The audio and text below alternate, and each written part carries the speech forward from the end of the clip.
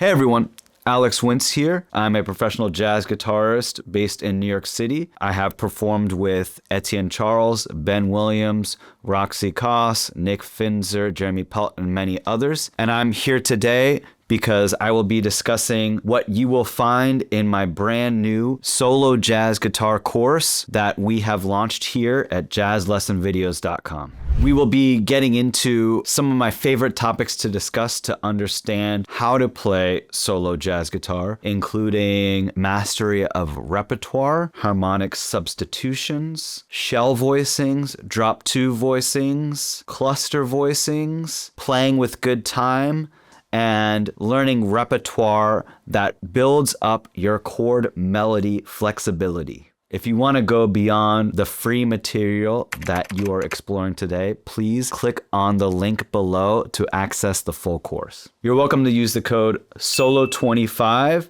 for $25 off the course. All right, so let's get into the first concept of today. If you started this course already, you've probably heard me say the words shell voicing, guide tone voicing fairly often. Those two, to me, are interchangeable. I kind of just say them in different times, but they mean the same thing. What we're talking about, though, is a compressed version of seventh chords, because a lot of times, once we get past learning, open string chords and bar chords and that sort of thing, when we start getting to jazz, we learn these drop two voicings that look something like this, right? This is C7, drop two voicing. But really, when we play these chords, there's a root, there's a third, there's a fifth, there's a seventh. Quite often, the fifth does not give us any sort of commentary on what the quality of the chord is, unless you see the chord being called a flat five or something like that. What does provide context of what a chord is the third and the seventh of a chord. So all of a sudden, this bigger chord, if I play it just like this, that's C, E, the third, and B flat, the flat seventh. I'm playing C7 just by playing this tiny voicing. Notice I still have a finger accessible, where eventually, if I want to, I could become, play D here, and that's C9. Play D sharp, and it's C7 sharp 9. Bar my first finger, and now it's C7 flat 9, right? And here's the other thing when we learn these shell voicings. What happens when I move my third finger up a fret? Now I'm playing C, E, and B. So now it's no longer C7, it's C major 7. Here's C7 again, the chord we did before. What happens if my first finger goes down a fret? So E becomes E flat,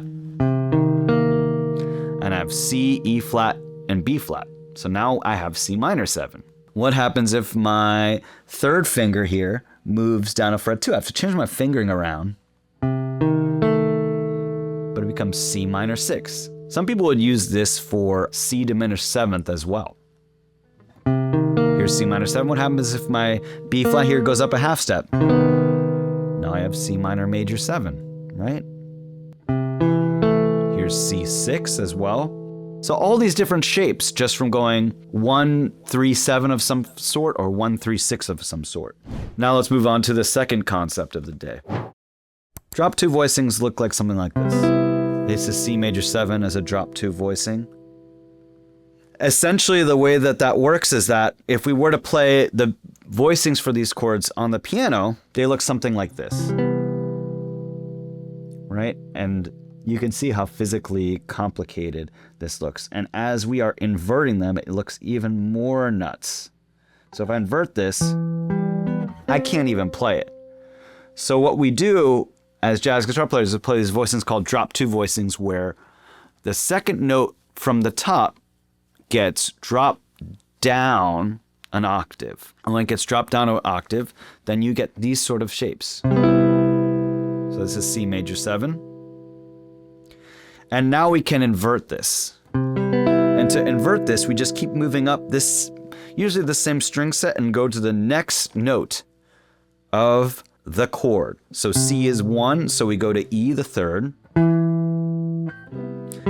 G is 5, so we go to B. B is 7, so we go to 1 C. And then E is 3, so we go to 5. And it looks like this.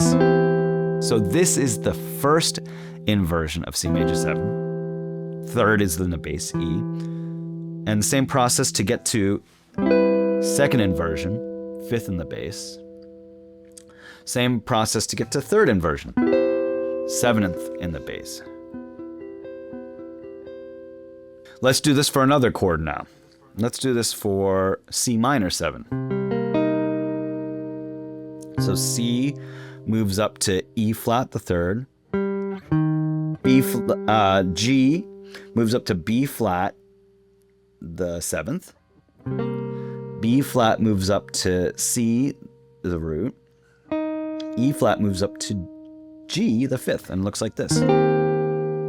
Also interesting when you do this, you start to discover that this is E flat 6, and you see the interchangeability of these two chords. They're the same chord, just starting on different roots. So that's first inversion C minor 7. We do the same process and we get to second inversion C minor 7, that has the 5th G in the bass. And then third inversion C minor 7, which has the 7th in the bass.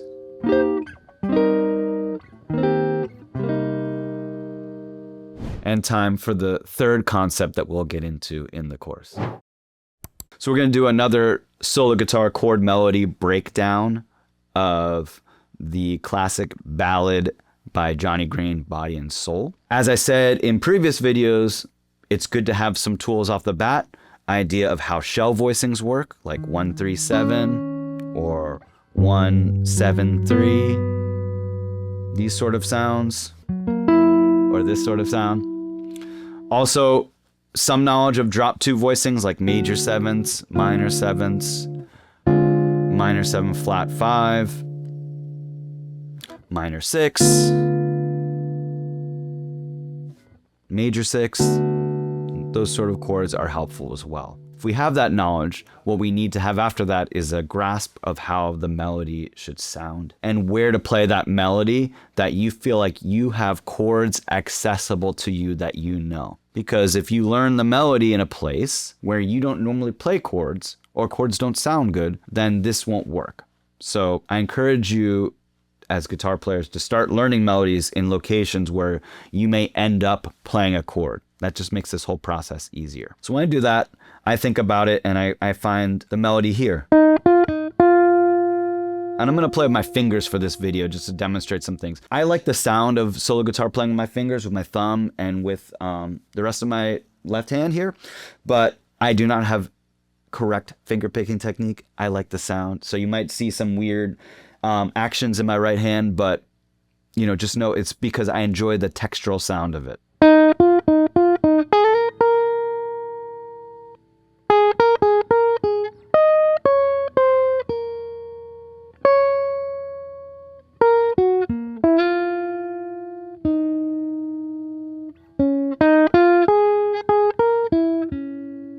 So those are the A sections, and let's try to figure out how to play this A section with some chords now. What we need to think about is the melody to bass note relationship to start getting into something. And focus on the notes that are being expressed for the longest amount of time in the bar. Those are the ones we're most likely to harmonize.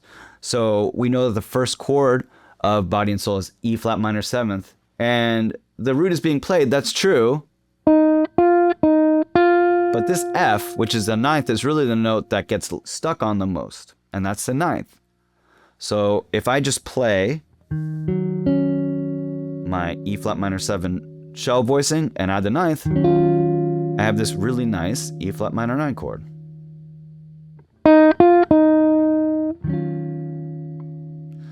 But the other thing that happens in this is that it's not just E flat minor 9, right? There's another chord that happens. B flat 7. And a lot of times you'll see this as B flat 7 flat 9. So let's talk about learning how to play kind of like a shell flat 9 voicing instead of just a shell dominant 7th voicing. Because really right here it'd be that, B flat 7 flat 9. So the way I would think about that is what notes are accessible to me. I have my pinky here on F, I have the root. I have the flat 7th I can play. That's A flat. And then I could play the 3rd, but then I just end up kind of stuck on that regular, plain, nice to know B flat 7th chord. But if I want to add the flat 9, maybe I need to take out the 3rd. The flat 9 is B flat, so maybe this note becomes this note. So the fingering changes. I have my 2nd finger on B flat, and my 3rd finger on A flat.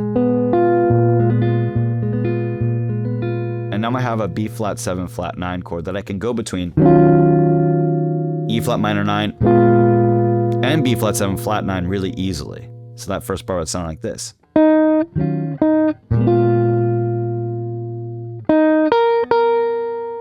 That's E flat minor 7 still. Here's my A flat 7 shell voicing. D flat major 7 is the next chord, right? So here's where, again, if we know our shell voicings, we can go, here's D flat major 7th shell voicing. I'm going to use my thumb. And when I add that with the melody note, I have this cool D flat major 7th 13th chord. That's the power of those voicings.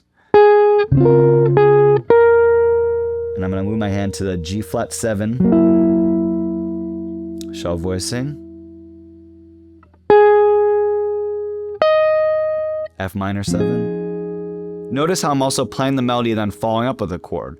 I just think it sounds a little more full that way. There's always balances and textural changes happening. Here's another interesting topic we'll be covering in the course. I am a big proponent of using the direct source, using the records, using recordings, using repertoire as a way to kind of build up our ability to function in this way. And one of the things that I have found useful, and I'm going to demonstrate through a couple tunes, is just kind of thinking about songs that either have hits or are active with harmony and melody, like kind of bebop sort of lines, and figuring out how to have both the line and the chords come through in a way where, even as I said in previous videos, if everything else was muted and it was just you, it would stand up on its own. So let's start from like a more basic tune, like Blue Monk, Blues by Thelonious Monk. I'm thinking about how we can both play the melody and chords. And to do that, we're going to think about the melody, and just like we've done in these other videos, think about how to play and finger the melody somewhere in the fretboard where chords feel accessible to us related to this. So this is a very simple, basic B-flat blues. So thinking about these sort of shapes that we already know that are B-flat blues shapes and trying to apply them, because what we wouldn't do is we wouldn't go like, that's too many chords. But if we play the line and then end with a chord, or play a chord in the middle or at the beginning, that gives us enough harmony that it just doesn't feel like we're completely naked, right? So if I were to do even something like this, and that's a B-flat 9 chord, that sounds pretty good to end the melody there. And do the same thing here when it comes to the next one, because the melody just moves up a fourth. Okay, E-flat 9 sounds good too. And right here, maybe I don't play a melody at all, I don't play a chord at all, because the melody stands up on its own. But maybe right here, I want to play a chord. So that's C, B-flat is the root, it's a 9th, so can I play some type of 9th chord? Here's our 7th shell voicing, and there's our 9th. So.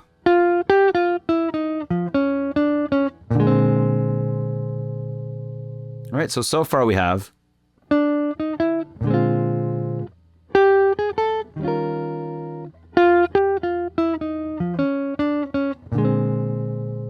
And here's the last one we'll check out today. Feel free to access the full course online at jazzlessonvideos.com.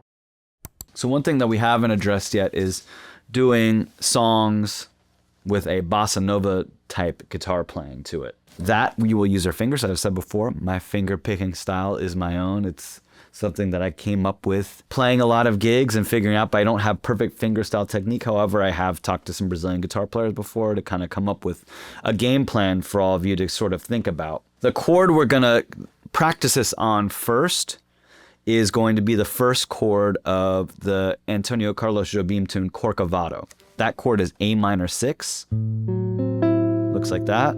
And there is a simple rhythm that we can play to start practicing this sort of guitar playing. 1, 2, 3, 4.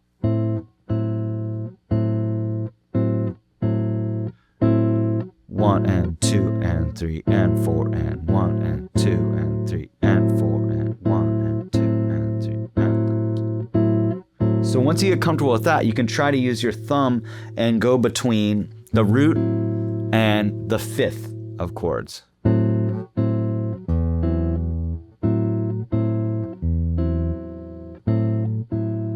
So that's A and E. And we could try it even on, here's a version of it off the A string. Here's A6-9, A minor 6-9. So A, C on the D string, F sharp on the G string, B on the B string.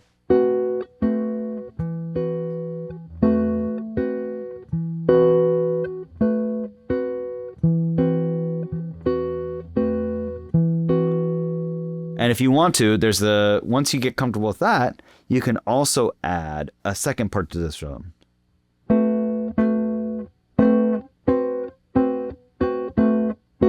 One, 2 and 3 and 4 and 1 and 2 and 3, 4, 1 and 2 and 3 and 4 and 1 and 2 and 3. If you get comfortable with it, again, your thumb can go between the root and the fifth.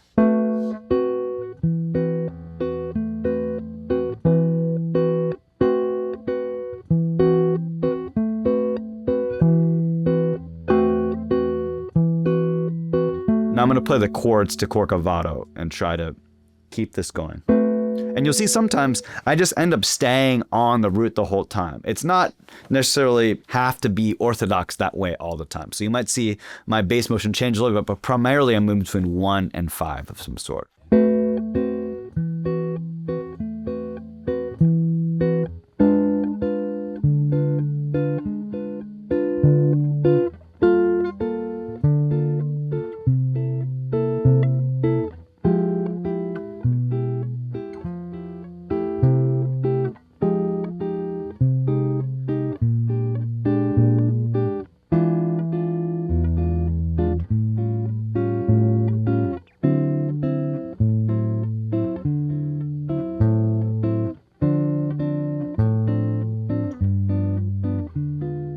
Hope you all enjoyed the free content that we have to offer here on YouTube. Please go ahead and access the full course if you enjoyed what you saw today at jazzlessonvideos.com, and don't forget to use that offer code SOLO25 for $25 off. Thanks. See y'all.